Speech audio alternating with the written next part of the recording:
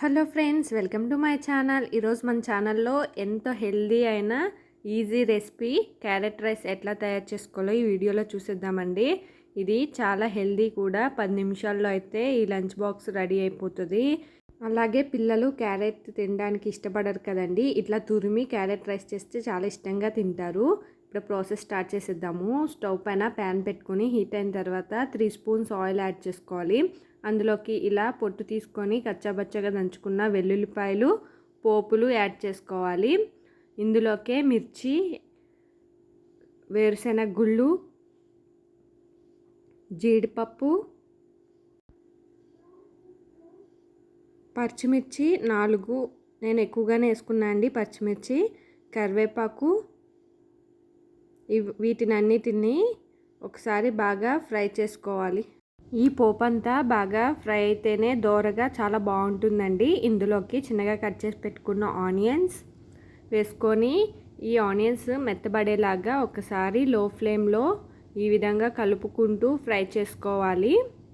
మంట మీడియం ఫ్లేమ్లోనే పెట్టుకొని ఫ్రై చేసుకోండి, లేకపోతే మాడిపోతాయి కదా. కొంచెం చేసుకున్నప్పుడు మీడియం ఫ్లేమ్లోనే ఫ్రై చేసుకోవాలి. ఇలా ఫ్రై అయిన తర్వాత ఇందులోకి 1 స్పూన్ అల్లం వెల్లుల్లి పేస్ట్ ఫ్రెష్గా చేసుకొని ఈ విధంగా వేసుకోండి. ఇది పచ్చివాసన పోయే వరకు బాగా ఫ్రై చేసుకోవాలి.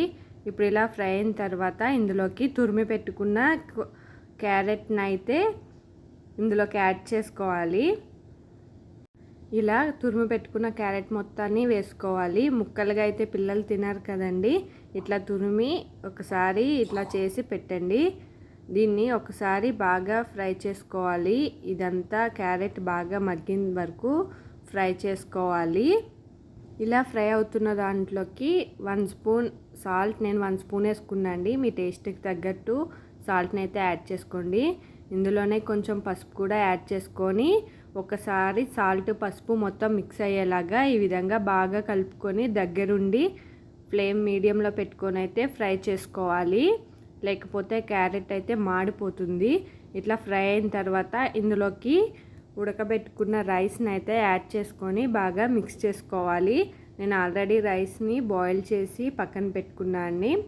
ఈ విధంగా బాయిల్ చేసిన రైస్ని అయితే యాడ్ చేసుకొని ఎక్కడ వైట్ రైస్ కనపడకుండా బాగా మిక్స్ చేసుకోవాలి. ఇలా మొత్తం మిక్స్ చేసుకొని పైన కొంచెం కొత్తిమీర జల్లుకొని సర్వ్ చేసుకోవడమే. అంతే అండి, ఎంతో ఈజీగా 10 నిమిషాల్లో అయితే ఈ రెసిపీ అయితే రెడీ అయిపోతుంది. చూసారు కదా మీరే, చాలా టేస్టీగా కూడా ఉంటుంది. పిల్లలు ఇష్టంగా తింటారు. పిల్లలకి రైస్తో పాటు ఈ తురిమింది కూడా క్యారెట్ వెళ్తుంది కాబట్టి చాలా హెల్దీ. ఒకసారి ఈ స్టైల్లో మీరు కూడా ట్రై చేయండి. నా వీడియో కనుక మీకు నచ్చినట్లయితే please like, share and subscribe.